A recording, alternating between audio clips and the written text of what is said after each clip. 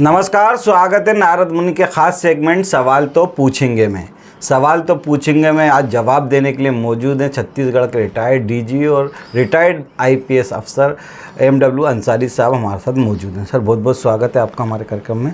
बहुत बहुत धन्यवाद जोहर साहब। सर सबसे पहला तो सवाल आपसे यही रहेगा कि प्रधानमंत्री माननीय नरेंद्र मोदी जी ने भी जो भाजपा का हैदराबाद में सम्मेलन हुआ था उसमें एक बात कही थी कि पसमादा मुसलमान, जिनमें पसमादा मुसलमानों की अगर बात करें जिसमें दलित पिछड़े मुसलमान शामिल हैं, उनका विषय ध्यान रखने की बात कही है भाजपा शासित राज्यों से के मुख्यमंत्रियों से और भाजपा कार्यकर्ताओं से। तो ये एकदम ये परिवर्तन क्या है?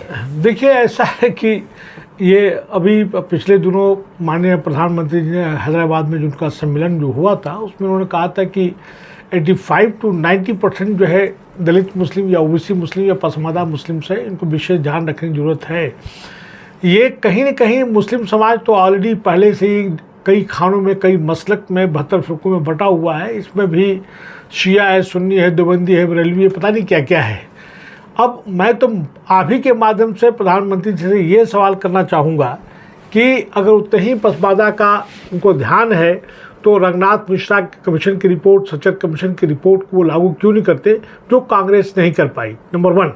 नंबर 2 जो है देखा जाए तो 1950 का प्रेसिडेंशियल जो ऑर्डर है जिसके तहत हम बार बार, बल्कि रंगनाथ मिश्रा कमीशन रिपोर्ट में जस्टिस रंगनाथ मिश्रा ने ये खुद कहा है कि ये कॉन्स्टिट्यूशनल डिस्क्रिमिनेशन है और उसी की हम बात कर रहे हैं। उसी तरह से 341 जो आर्टिकल कॉन्स्टिट्यूशन का, संविधान का जो है उसमें एक 1 क्लाज है जिसके वजह से जो भी दलित मुस्लिम या ओबीसी मुस्लिम उन जातियों से, मतलब जो दलितों से बन के मुसलमान को कबूल किया है उसको निवार कर दिया गया। और यही नहीं, 1956 के बाद से लगातार सभी लोगों को किसी न किसी तरह से उसको जो है उन्हें बेनिफिट दिया है। सिर्फ क्रिश्चियन और मुस्लिम जो है अब डिबार्ड है। अगर इतने ही उनको जो है पसमादा मुसलमानों से या 85% मुसलमानों से उनको हमदर्दी है तो सच्चर कमीशन की रिपोर्ट, रंगनाथ कमीशन की रिपोर्ट को और प्रेसिडेंशियल ऑर्डर को ख़त्म कर देना चाहिए। 341 जो है 1 जो है उसको ख़त्म कर देना चाहिए, जो कि ये सिर्फ जो है एक, मैं समझता हूँ कि उन्होंने एक तरह से नैरेटिव कह लीजिए या रिटॉरिक जो कहते हैं, बड़ा बोलापन उन्होंने किया है जो इनके उसमें नहीं आना चाहिए। आप ही के माध्यम से कहता हूँ, अगर उनसे हमदर्दी है, अभी तमाम स्टेट्स में इलेक्शंस होने जा रहे हैं, बीजेपी को क्यों नहीं उनको पसमादा कैंडिडेट्स को टिकट दे रही है। आज जो है मुसलमान मुस्लिम समाज और देखा जाए तो माइनॉरिटीज अल्पसंख्यक जो है सभी पॉलिटिकल पार्टियों का अछूत हो गया है। कोई भी उनको घास डालने को कह लीजिए, कोई पूछ परख नहीं है। यहाँ तो कांग्रेस जो कहती है, अब तमाम जो है जितने भी दलित हैं, चाहे उसमें SC ST हो, चाहे बुद्धिजीवी उनका वर्ग हो, वो खुद ये कहने लगे हैं कि कांग्रेस हो या कोई भी पॉलिटिकल पार्टी हो, बीजेपी की बात नहीं करता। कहीं न कहीं ये बीजेपी की बी टीम बन के रह गई है और जो SC ST दलित दबा कुचला है, जो इकोनॉमिकली बैकवर्ड है, जो डाउन टू एंड डिप्राइव्ड है, उनकी कहीं कोई पूछ परख नहीं है। ये एक तरह से जो है बहुत ही मिसलीडिंग है। और नहीं तो ये कहने के बजाय कि ख्याल रखना चाहिए, उनको कहना चाहिए कि भाई उनकी हर तरह की भागीदारी में, उनको हिस्सेदारी में उनको देना चाहिए। वो टिकट दें, उनको जिता के ले आए। अभी जहाँ जहाँ चुनाव हुआ है एक भी कैंडिडेट को उन्होंने टिकट नहीं दिया। आप उठा के देख लीजिए, गुजरात में हुआ कितनों को उन्होंने दिया है, उसी तरह यूपी में हुआ कितनों को दिया है। अभी हाल ही में जो है नवंबर में मध्य प्रदेश में, राजस्थान में, उसके साथ छत्तीसगढ़ में और कर्नाटका में होने जा रहा है चुनाव। देखिएगा उसमें कितना टिकट देते हैं। कहने और कथनी और करने में बहुत का फ़र्क है। ये जो है लेकिन सर सवाल ये उठता है कि जैसे नरेंद्र मोदी जी ने कहा है कि पसमादा मुस्लिम जिनमें दलित और पिछड़े सब शामिल हैं, उनको विशेष ध्यान रखा जाए। लेकिन अगर हम देखें तो इस्लाम में किसी तरह की जात पात का तो कुछ है ही नहीं, ना कोई पिछड़ा है, ना अगला है, ना। बिल्कुल सही कह रहे हैं। तो फिर ये सवाल कहाँ से उठता है आरक्षण, जैसा आप भी कह रहे हैं कि रिजर्वेशन दिया जाना चाहिए।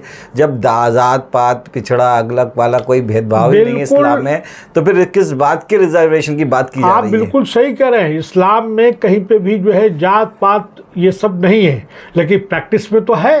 आप उठा के देख लीजिए, बड़े लोग फख्र से कहते हैं कि मैं सैयद हूँ, पठान हूँ, शेख हूँ, और वहीं पे जो है अगर कोई रायनी है, कोई अंसारी है, कोई कुरैशी है या हलाल खोर है, नाई है, धोबी है। मैं सवाल आपसे कर रहा हूँ कि भाई जब हिंदू जो है जो नाई है एससी हो सकता है, तो मुस्लिम नाई एससी क्यों नहीं हो सकता है?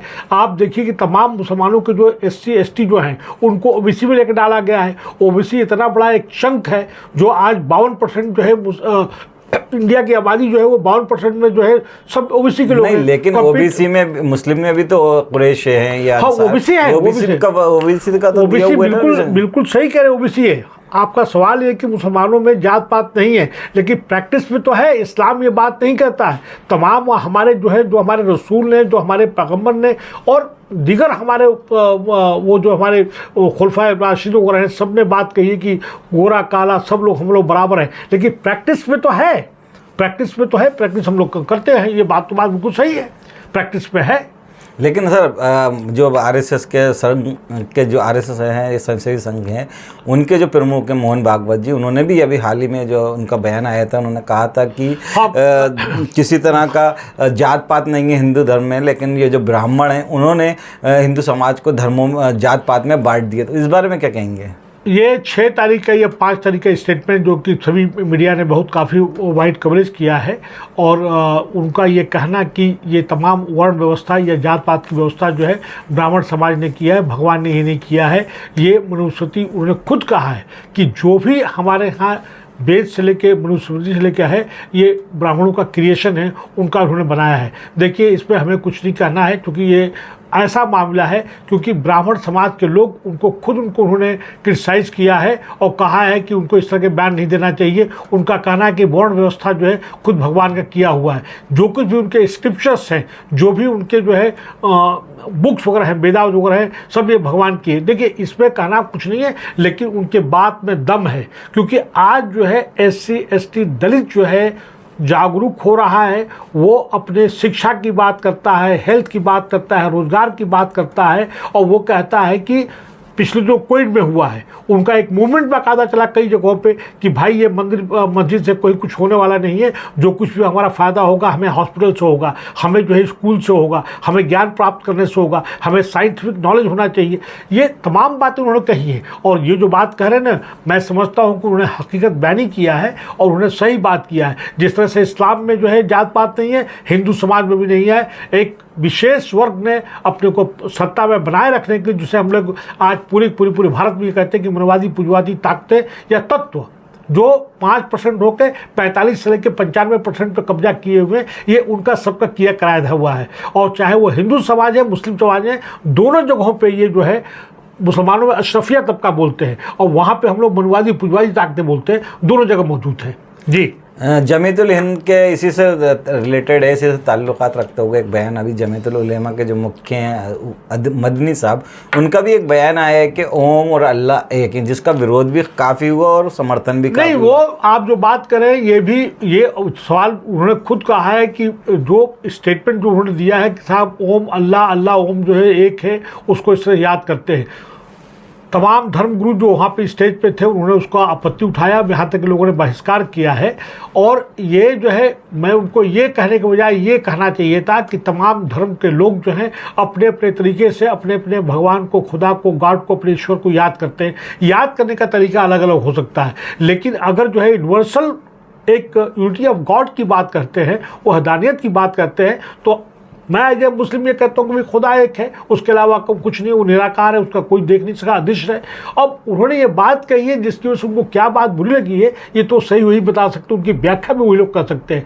लेकिन इस तरह के स्टेज पे, इस तरह के मंच पे मैं समझता हूँ कि कोई ऐसी बात कहने से पहले हमें बांटने के बजाय जो है हमें बांटने की बात होनी चाहिए, ये मैं कहना चाहूँगा। मैं बिल्कुल ये बात आपकी अंसारी साहब बहुत सही है कि बांटने की जगह बांधने की बात होना चाहिए। लेकिन अभी जिस तरह का माहौल चल रहा है, जिस तरह का सिनेरियो देखने को मिल रहा है, उसमें बांटने की बात ज़्यादा की जाती है, बांधने की बात कम की जाती है। अगर मुसलमानों हों या हिंदू हों, किसी को भी अगर हम बात करें तो आज भी अगर आम जनता के बारे में बीच में जाएँ तो उनमें बिल्कुल किसी तरह की दूरियाँ नहीं नहीं है, उनमें आज भी वैसे ही रिश्ते बंधे हुए हैं।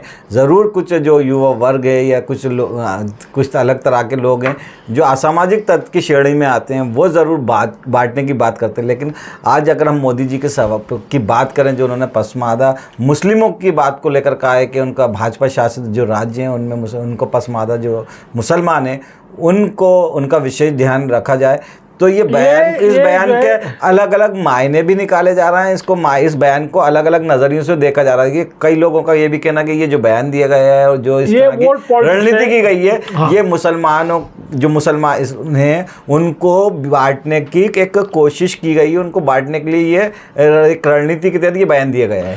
ये बांटने के साथ साथ वो भी है, उसके साथ साथ में मुस्लिम्स का जो दबा कुचला तबका है, पसमादा है, चूँकि और दिगर जो है जो सो कॉल्ड सेकुलर पार्टियां हैं जो अपने को कहती हैं, उनको वहाँ पे कोई उनका रिप्रेजेंटेशन नहीं है, प्रतिनिधित्व नहीं है। और आप देखेंगे कि निचला तबका है, पसमादा तबका है, बीजेपी के साथ वेस्टर्न यूपी में, ईस्टर्न यूपी में काफ़ी जुड़ा हुआ है।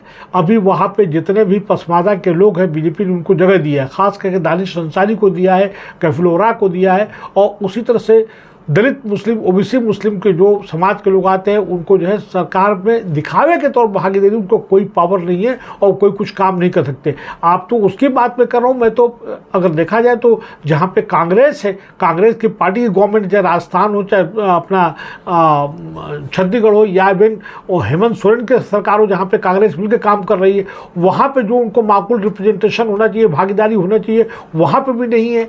आप जो ये बात कह रहे हैं ना कि ये ओल्ड पॉलिटिक्स है, को गार्नर करने के लिए किया गया है, क्योंकि अभी इसी साल जो है 9 स्टेट्स में चुनाव होने जा रहे हैं। अभी 3 स्टेट में चुनाव हो ही रहे हैं, अब हाल ही में जो है 7 स्टेट में चुनाव होना है, नवंबर से पहले हो जाएंगे। 2024 में जो है पार्लियामेंट्री इलेक्शंस होना है। तो ये एक ओल्ड पॉलिटिक्स है। अगर उनको इतने ही दलित मुसलमानों से, ओबीसी से अगर हमदर्दी है तो रंगनाथ कमीशन की मिश्रा की रिपोर्ट को वो लागू करें, सचर कमीशन की जो रिकमेंडेशन उसको लागू करें। उसी तरह से जो है 1950 प्रेसिडेंशियल ऑर्डर है, जो कि एक सिंपल ऑर्डर है, ऑर्डिनेंस है, उसको वो ख़त्म कर सकते हैं। ना कांग्रेस ने किया, इस सरकार ने किया, और जितनी भी सरकारें अब आ रही हैं कभी उस पर सभी के सभी मौन धारण किए हुए अपने मैनिफेस्टो में ये बात नहीं लाती हैं। तो इनके मन में कहीं न कहीं खोट है, खुल के बात नहीं करती है। ये ओल्ड पॉलिटिक्स है, ओल्ड हथियारे की है, और कहीं कुछ नहीं है। तो दोस्तों, ये थे हमारे साथ मध्य प्रदेश और छत्तीसगढ़ के रिटायर्ड डीजी और रिटायर्ड आईपीएस अधिकारी MW अंसारी, जिनसे हमने आज सवाल तो पूछेंगे, बातचीत की, और आपने जिस तरह के अपने सवाल किए उन्होंने कितने सवालों के जवाब जायज़ दिए, कितने सही दिए। आपको ये सवालों के जवाब कैसे लगे, अपनी राय कमेंट करके हमें ज़रूर दें। और खबर ये पसंद आया इंटरव्यू तो आप इसे लाइक करें, शेयर करें, और ज़्यादा से ज़्यादा चैनल को सब्सक्राइब करें। आप हमारे साथ जुड़ा अंसारी साहब, आपको बहुत बहुत शुक्रिया। नमस्कार, जय हिंद। जय हिंद, जय Hind. Thank you very much. Thank you.